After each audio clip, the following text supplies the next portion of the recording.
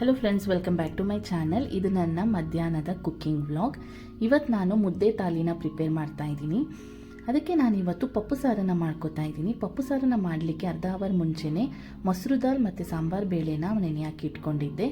ಹಾಗೆ 5ರಿಂದ 6 ಹಸಿಮೆಣಸಿನಕಾಯಿ, 3 ಎಸಳು ಬೆಳ್ಳುಳ್ಳಿ, ಅರ್ಧ ಈರುಳ್ಳಿ, 1 ಮೀಡಿಯಮ್ ಸೈಜ್ ಟೊಮ್ಯಾಟೋನ ಸೇರಿಸ್ಕೊತಾ ಇದ್ದೀನಿ. ಇದ್ರ ಜೊತೆ ಇವತ್ತು ನಾನು ಪಪ್ಪು ಸಾರನ್ನು ಮಾಡಲಿಕ್ಕೆ ಸಬ್ಬಕ್ಕಿ ಸೊಪ್ಪು ಮತ್ತು ಮೆಂತ್ಯ ಸೊಪ್ಪನ್ನು ತಗೊಂಡಿದ್ದೀನಿ. ನೀವು ಬೇಕು ಅಂದರೆ ಇದಕ್ಕೆ ಪಾಲಕ್ ಸೊಪ್ಪನ್ನು ಕೂಡ ಸೇರಿಸ್ಕೋಬೋದು. ಸೊಪ್ಪನ್ನು ಸೇರಿಸ್ಕೊಂಡ ನಂತರ ನಾನು ಇದಕ್ಕೆ 1/4 ಚಮಚದಷ್ಟು ಅರಿಶಿಣ ಪುಡಿ ಹಾಗೆ ಸ್ವಲ್ಪ ಉಪ್ಪನ್ನು ಕೂಡ ಸೇರಿಸ್ಕೊಂಡು 1 ಸ್ಪೂನಷ್ಟು ಎಣ್ಣೆನೂ ಕೂಡ ಹಾಕೋತಾ ಇದ್ದೀನಿ. ಬೇಳೆ ಚೆನ್ನಾಗಿ ಬೇಯಲಿ ಅನ್ನೋ ಕಾರಣಕ್ಕೆ. ಯಾಕೆ ಅಂದರೆ ಈ ಪಪ್ಪು ಸಾರಿಗೆ ಬೇಳೆ ಚೆನ್ನಾಗಿ ಬೆಂದಷ್ಟು ಸಾಂಬಾರು ತುಂಬ ರುಚಿ ಕೊಡುತ್ತೆ. ಅದಕ್ಕೋಸ್ಕರ ಎಲ್ಲವನ್ನು ಒಂದ್ಸಲ ಚೆನ್ನಾಗಿ ಮಿಕ್ಸ್ ಮಾಡ್ಕೋಬೇಕು. ಮಿಕ್ಸ್ ಮಾಡಿದ ನಂತರ ಇದಕ್ಕೆ ಸ್ವಲ್ಪ ನೀರನ್ನು ಸೇರಿಸ್ಕೊಂಡು ಈಗ ಇದನ್ನು 5ರಿಂದ 6 ವಿಷಲ್ಗಳು ಕೂಗಿಸ್ಕೋಬೇಕಾಗತ್ತೆ. ನಾನಿವಾಗ ಕುಕ್ಕರ್ ಲಿಡ್ಡನ್ನು ಕ್ಲೋಸ್ ಮಾಡಿ ಇದು 5ರಿಂದ 6 ವಿಷಲ್ ಬರೋವರೆಗೂ ಬಿಡ್ತೀನಿ. ಯಾಕೆ ಅಂದರೆ ಬೇಳೆ ಚೆನ್ನಾಗಿ ಬೇಯಬೇಕು. ಅದಕ್ಕೋಸ್ಕರ ನಾನಿಲ್ಲಿ ಸಾಂಬಾರಿಗೆ ಒಂದು ಚಿಕ್ಕದಾದ ಮೀಡಿಯಮ್ ಸೈಜ್ ಟೊಮ್ಯಾಟೋನ ಬಳಸ್ಕೊಂಡಿರೋ ಕಾರಣ ಸ್ವಲ್ಪ ಹುಣಸೆ ಹುಳಿನೂ ಕೂಡ ನಾನಿಲ್ಲಿ ಹಾಕೋತೀನಿ. ಒಂದು ಚಿಕ್ಕ ಗೋಲಿ ಗಾತ್ರದಷ್ಟು ಹುಣಸೆ ಹಣ್ಣನ್ನು ನೀರು ಹಾಕಿ ಸಪ್ರೇಟ್ ಎತ್ತಿಡ್ಕೋತಾ ಇದ್ದೀನಿ. ಇವಾಗ ಕುಕ್ಕರ್ 5ರಿಂದ 6 ವಿಷಲ್ ಬಂದಿದೆ. ಸ್ಟವ್ನ ಕೂಡ ಆಫ್ ಮಾಡ್ಕೋತಾ ಇದ್ದೀನಿ. ಸಾಂಬಾರು ಕುಕ್ಕರ್ದು ವಿಜಿಲ್ ಹೋಗೋಷ್ಟರಲ್ಲಿ ನಾನಿಲ್ಲಿ ಸಪ್ರೇಟ್ ಇನ್ನೊಂದು ಕುಕ್ಕರ್ನಲ್ಲಿ ರೈಸ್ಗೂ ಸಹ ಇಟ್ಕೋತಾ ಇದ್ದೀನಿ. ರೈಸ್ಗೂ ಇಟ್ಟ ನಂತರ ನಾನಿವತ್ತು ಪಪ್ಪು ಸಾರು ಜೊತೆ ಸೈಡ್ ಡಿಶ್ಶಿಗೆ ಮೂಲಂಗಿ ಫ್ರೈ ಮಾಡೋಣ ಅಂತ ಮೂಲಂಗಿನೂ ಸಹ ಅದು ಸಿಪ್ಪೆ ಎಲ್ಲ ತೆಗೆದು ಸಪ್ರೇಟ್ ತೆಗೆದಿಟ್ಕೊಂಡಿದ್ದೀನಿ. ಸಿಂಪಲ್ಲಾಗಿ ಮೂಲಂಗಿ ಫ್ರೈನ ಯಾವ ರೀತಿ ಮಾಡೋದು ಅನ್ನೋದನ್ನು ಇವಾಗ ನೋಡೋಣ. ನಾನಿಲ್ಲಿ ಮೂಲಂಗಿ ದೊಡ್ಡದಾದ 3 ಮೂಲಂಗಿಗಳನ್ನ ತಗೊಂಡಿದ್ದೀನಿ. ಇದನ್ನು ಇವಾಗ ಚಿಕ್ಕದಾಗಿ ರೌಂಡ್ ಶೇಪ್ನಲ್ಲೇ ಕಟ್ ಮಾಡ್ಕೋಬೇಕು. ನೋಡಿ, ಈ ರೀತಿಯಾಗಿ ಮೂಲಂಗಿನ ಕಟ್ ಮಾಡ್ಕೋಬೇಕು. ಇಲ್ಲಿ ಸಪ್ರೇಟ್ ಪ್ಯಾನ್ನ ಇಟ್ಕೋತಾ ಇದ್ದೀನಿ. ಪ್ಯಾನ್ ಬಿಸಿಯಾದ ನಂತರ ಪ್ಯಾನಿಗೆ 2 ಸ್ಪೂನಷ್ಟು ಎಣ್ಣೆನ ಹಾಕೋಬೇಕು. ಇವಾಗ ನಾನಿಲ್ಲಿ ಒಂದು ಸ್ಟವ್ನಲ್ಲಿ ಅನ್ನಕ್ಕೆ ಇಟ್ಕೊಂಡಿದ್ದೀನಿ, ಇನ್ನೊಂದು ಸ್ಟವ್ನಲ್ಲಿ ಮೂಲಂಗಿ ಫ್ರೈನ ಮಾಡ್ಕೋತಾ ಇದ್ದೀನಿ. ಎಣ್ಣೆ ಬಿಸಿಯಾದ ನಂತರ 1 ಸ್ಪೂನಷ್ಟು ಸಾಸಿವೆ ಹಾಗೆ ಅರ್ಧ ಸ್ಪೂನಷ್ಟು ಜೀರಿಗೆನ ಹಾಕೋತಾ ಇದ್ದೀನಿ. ಆ 2 ಚೆನ್ನಾಗಿ ಫ್ರೈ ಆದ ನಂತರ ಕಟ್ ಮಾಡಿ ಇಟ್ಕೊಂಡಿರುವಂತಹ ಮೂಲಂಗಿನೂ ಕೂಡ ಅದೇ ಪ್ಯಾನ್ಗೆ ಸೇರಿಸ್ಕೊಂಡು ಚೆನ್ನಾಗಿ ಫ್ರೈ ಮಾಡ್ಕೋಬೇಕು. ಮೂಲಂಗಿ ಚೆನ್ನಾಗಿ ಫ್ರೈ ಆಗಬೇಕು. ಎಣ್ಣೆಯಲ್ಲೇ ಅದು ಡೀಪ್ ಫ್ರೈ ಆಗಬೇಕು. ಸೊ ಒಂದು 5ರಿಂದ 6 ನಿಮಿಷ ಮುಚ್ಚಳನ ಮುಚ್ಚಿ ಬೇಯಿಸ್ಕೊಳ್ಳೋಣ. ಮಧ್ಯ ಒಮ್ಮೆ ಮುಚ್ಚಳನ ತೆಗೆದು ಮಿಕ್ಸ್ ಮಾಡಿ ಹಾಗೆ ಸ್ವಲ್ಪ ಕರಿಬೇವು ಸೊಪ್ಪನ್ನು ಕೂಡ ಸೇರಿಸಿ ಚೆನ್ನಾಗಿ ಮಿಕ್ಸ್ ಕೊಟ್ಟು ಇನ್ನೊಂದು 2 ನಿಮಿಷಗಳ ಕಾಲ ಬೇಯಲಿಕ್ಕೆ ಬಿಡೋಣ. ಸಿಂಪಲ್ಲಾಗಿ ಮನೆಯಲ್ಲಿ ಯಾರಾದರೂ ಗೆಸ್ಟ್ ಬಂದಾಗ 30 ನಿಮಿಷದಲ್ಲೇ ಈ ತಾಲಿನ ಪ್ರಿಪೇರ್ ಮಾಡ್ಬೋದು. ಇವಾಗ ಇದಕ್ಕೆ ಸ್ವಲ್ಪ ರುಚಿಗೆ ತಕ್ಕಷ್ಟು ಉಪ್ಪನ್ನು ಕೂಡ ಸೇರಿಸ್ಕೊಂಡು ಇನ್ನೊಮ್ಮೆ ಮಿಕ್ಸ್ ಮಾಡಿ ಇದನ್ನು ಬೇಯಲಿಕ್ಕೆ ಬಿಡ್ತಾ ಇದ್ದೀನಿ. ಮೂಲಂಗಿ ಬೇಯೋದ್ರೊಳಗೆ ಇವಾಗ ನಾವು ಪಪ್ಪು ಸಾರದು ಕುಕ್ಕರ್ ವಿಷಲ್ ಹೋಗಿದೆ. ಅದಕ್ಕೆ ನಾನು ಸಪ್ರೇಟ್ ಒಗ್ಗರಣೆನೂ ಕೂಡ ಕೊಟ್ಕೋಬೇಕು. ಸೊ ಇವಾಗ ಕುಕ್ಕರ್ ಲಿಡ್ಡನ್ನು ಓಪನ್ ಮಾಡ್ಕೋತಾ ಇದ್ದೀನಿ. ನೋಡಿ, ಬೇಳೆ ಚೆನ್ನಾಗಿ ಬೆಂದಿದೆ. ಇವಾಗ ಇದನ್ನು ನಾನು ಸಪ್ರೇಟ್ ಒಂದು ಅರಿಯೋ ಕೋಲ್ ತಗೊಂಡು ಬೇಳೆನ ಚೆನ್ನಾಗಿ ಹರ್ಕೊತೀನಿ.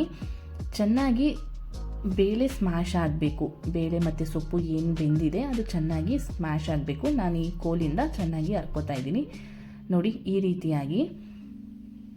ಇವಾಗ ಇದಕ್ಕೆ ನಾವು ಸಪ್ರೇಟ್ ಒಗ್ಗರಣೆನ ಹಾಕೋಬೇಕಾಗತ್ತೆ. ಅಷ್ಟರಲ್ಲಿ ಮೂಲಂಗಿ ಕೂಡ ಚೆನ್ನಾಗಿ ಬೆಂದಿದೆ. ಇವಾಗ ಇದಕ್ಕೆ ನಾನು ಸ್ವಲ್ಪ ಅರಿಶಿನ ಪುಡಿನ ಸೇರಿಸ್ಕೊಂಡು ಚೆನ್ನಾಗಿ ಮೂಲಂಗಿನ ಮಿಕ್ಸ್ ಮಾಡ್ಕೊತಾ ಇದ್ದೀನಿ. ಅರಿಶಿನ ಪುಡಿ ಹಾಕಿದ ನಂತರ ಮಿಕ್ಸ್ ಮಾಡಿ ಮತ್ತೆ 1-2 ನಿಮಿಷಗಳ ಕಾಲ ಇದನ್ನು ಬೇಯಿಸ್ಕೊಳ್ಳೋಣ.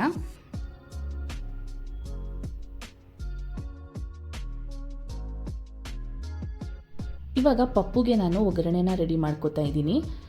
ಒಗ್ಗರಣೆ ಮಾಡಲಿಕ್ಕೆ ನಾನು ಸಪ್ರೇಟ್ ಪ್ಯಾನ್ ಇಟ್ಕೊಂಡು ಒಂದು ಚಿಕ್ಕ ಪ್ಯಾನ್ ಇಟ್ಕೊಂಡು ಅದಕ್ಕೆ 1 ಸ್ಪೂನಷ್ಟು ಎಣ್ಣೆನ ಹಾಕ್ಕೊಂಡು ಬಿಸಿ ಮಾಡ್ಕೊತಾ ಇದ್ದೀನಿ. ಎಣ್ಣೆ ಬಿಸಿಯಾದ ನಂತರ ಅದಕ್ಕೆ ಸ್ವಲ್ಪ ಸಾಸಿವೆ ಹಾಗೆ ಜೀರಿಗೆ ಹಾಕಿ ಅದು ಚಟಪಟ ಅಂದ ನಂತರ 3 ಎಸಳು ಬೆಳ್ಳುಳ್ಳಿ ಹಾಗೆ 1 ಮೆಣಸಿನ್ಕಾಯಿ, ಸ್ವಲ್ಪ ಕರಿಬೇವಿನ ಸೊಪ್ಪನ್ನು ಹಾಕಿ 1 ನಿಮಿಷಗಳ ಕಾಲ ಫ್ರೈ ಮಾಡಿಕೊಂಡು ಈ ಒಗ್ಗರಣೆನ ನಾನು ಪಪ್ಪು ಸಾರಿಗೆ ಹಾಕೋತಾ ಇದ್ದೀನಿ.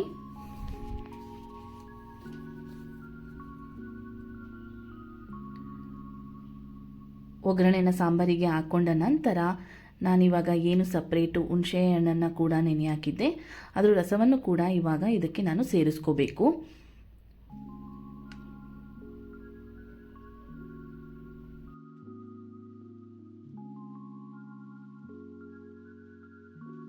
ಹುಣಸೆ ಹಣ್ಣಿನ ರಸ ಸೇರಿಸಿದ ನಂತರ ಸಾಂಬಾರನ್ನ ಚೆನ್ನಾಗಿ ಮಿಕ್ಸ್ ಕೊಟ್ಟು 1-2 ರಿಂದ 3 ನಿಮಿಷ ಅದನ್ನು ಕುದಿಸ್ಕೊಂಡ್ರೆ ಆಂಧ್ರ ಸ್ಪೆಷಲ್ ಸ್ಪೈಸಿ ಪಪ್ಪು ಸಾಂಬಾರ್ ರೆಡಿ ಆಗುತ್ತೆ. ಇವಾಗ ಇಲ್ಲಿ ಪ್ಯಾನ್ನಲ್ಲಿ ಮೂಲಂಗಿ ಕೂಡ ಬೆಂದಿದೆ ನೋಡಿ. ಮೂಲಂಗಿ ಈ ರೀತಿಯಾಗಿ ಬೆಂದಿರಬೇಕು. ಯಾವುದೇ ನೀರನ್ನು ಕೂಡ ಇದಕ್ಕೆ ಸೇರಿಸೋ ಆಗಿಲ್ಲ, ಎಣ್ಣೆಲೇ ಬೇಯಬೇಕಾಗತ್ತೆ ಮೂಲಂಗಿ.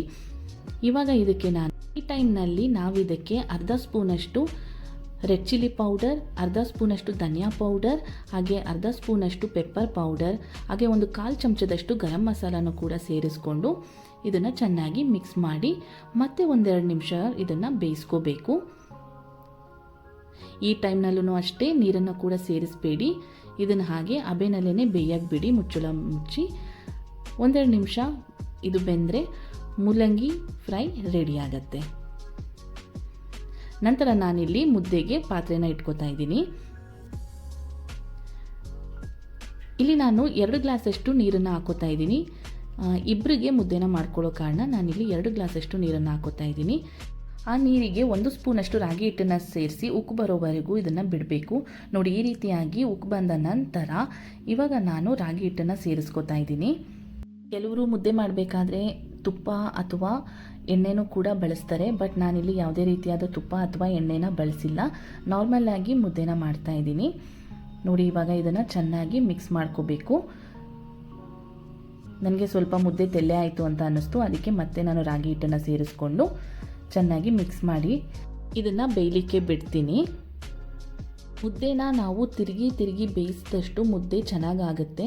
ಮುದ್ದೆ ತುಂಬ ಸಾಫ್ಟಾಗಿ ಆಗುತ್ತೆ ಅಂತಲೇ ಹೇಳ್ಬೋದು, ಮತ್ತು ಯಾವುದೇ ಗಂಟುಗಳು ಸಹ ಆಗೋದಿಲ್ಲ. ನನಗೆ ಕೋಲನ್ನ ಬಳಸಿ ಮುದ್ದೆನ ಮಾಡಲಿಕ್ಕೆ ಬರಲ್ಲ, ಅದಕ್ಕೆ ನಾನು ಅನ್ನದ ಕೈನ ಬಳಸ್ಕೊಂಡೇ ಯಾವಾಗಲೂ ಮುದ್ದೆನ ಮಾಡ್ತೀನಿ ನೋಡಿ. ಇವಾಗ ಈ ರೀತಿಯಾಗಿ ಮುದ್ದೆ ರೆಡಿಯಾಗಿದೆ. ಇದನ್ನು 5 ರಿಂದ 6 ನಿಮಿಷ ಚೆನ್ನಾಗಿ ಬೇಯಿಸ್ಕೋಬೇಕಾಗತ್ತೆ. ಒಂದು ಪ್ಲೇಟನ್ನು ಮುಚ್ಚಿ ಇದನ್ನು 5 ರಿಂದ 6 ನಿಮಿಷಗಳ ಕಾಲ ಬೇಯಿಸ್ಕೊಳ್ಳೋಣ. 5 ನಿಮಿಷ ಚೆನ್ನಾಗಿ ಮುದ್ದೆ ಬೆಂದ ನಂತರ ಮತ್ತೆ ನಾನು ಪ್ಲೇಟ್ನ ಓಪನ್ ಮಾಡಿ ಮುದ್ದೆನ ಚೆನ್ನಾಗಿ ಮಿಕ್ಸ್ ಮಾಡ್ಕೋತೀನಿ. ಇವಾಗ ಇದು ರೆಡಿ ಇದೆ, ಮುದ್ದೆನ ಕಟ್ಕೋಬೋದು. ಮುದ್ದೆ ಎಷ್ಟು ಸಾಫ್ಟಾಗಿ ಆಗುತ್ತೆ ಅಂದರೆ ಅಷ್ಟೇ ಚೆನ್ನಾಗಿರುತ್ತೆ.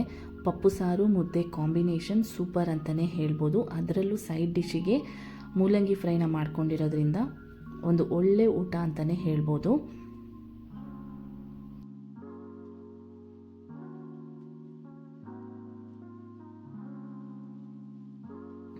ಇಷ್ಟು ಅಡುಗೆನ ನಾನು ಕೇವಲ 30 ನಿಮಿಷಗಳಲ್ಲೇ ತಯಾರು ಮಾಡ್ಕೊಂಡಿರೋದು. ಯಾರಾದರೂ ಸಡನ್ನಾಗಿ ಮನೆಗೆ ಗೆಸ್ಟ್ ಬಂದಾಗ ಈ ರೀತಿಯಾದ ಮುದ್ದೆ ತಾಲಿನ ಮಾಡಿ, ತುಂಬ ರುಚಿಯಾಗಿರುತ್ತೆ. ಅದರಲ್ಲೂ ಆಂಧ್ರ ಸ್ಪೆಷಲ್ ಪಪ್ಪು ಸಾರು ಮುದ್ದೆ, ಅದ್ರ ಜೊತೆ 1 ಕಪ್ ಕರ್ಡ್ ಇದ್ಬಿಟ್ರಂತೂ ಸ್ವರ್ಗನೇ ಅಂತಲೇ ಹೇಳ್ಬೋದು. ಊಟ ಮಾಡ್ತಾಯಿದ್ರೆ ಮನಸ್ಫೂರ್ತಿಯಾಗಿ ಊಟ ಮಾಡಿದ್ದೀವಿ ಅಂತ ಅನಿಸುತ್ತೆ, ಅಷ್ಟು ಚೆನ್ನಾಗಿರುತ್ತೆ.